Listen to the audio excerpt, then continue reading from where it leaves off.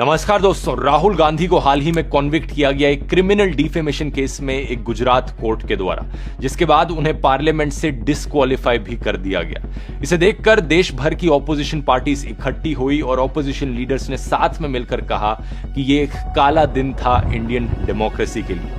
कांग्रेस का कहना है कि राहुल गांधी के साथ ये सब इसलिए किया जा रहा है ताकि उन्हें पार्लियामेंट में बोलने से रोका जा सके।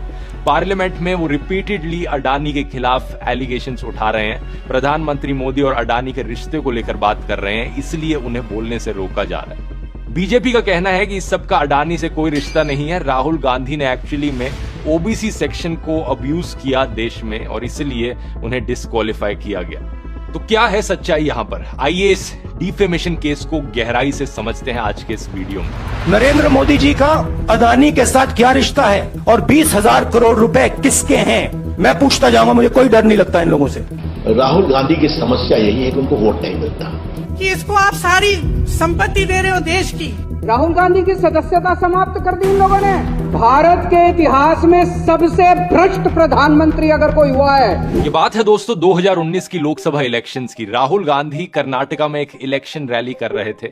वहां पर इन्होंने एक भाषण दिया जिसमें ललित मोदी, नीरव मोदी और प्रधानमंत्री नरेंद्र मोदी को इन्होंने चोर करके पुकारा। अब क्योंकि ये पूरा डिफेमेशन केस इस एक भाषण पर आधारित है, तो आइए इस भाषण को सुनते हैं और एक एक वर्ड पर गौर करना कि क्या यहां पर राहुल गांधी ने बोला।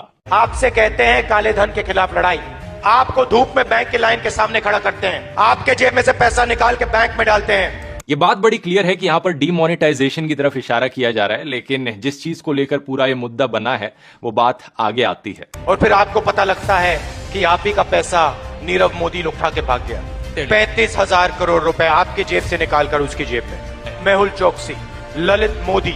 अच्छा, एक छोटा सा सवाल, इन सब के नाम, इन सब चोरों के नाम मोदी मोदी मोदी कैसे हैं? नीरव मोदी, ललित मोदी, नरेंद्र मोदी, और अभी थोड़ा ढूंढेंगे तो और बहुत सारे मोदी निकलेंगे।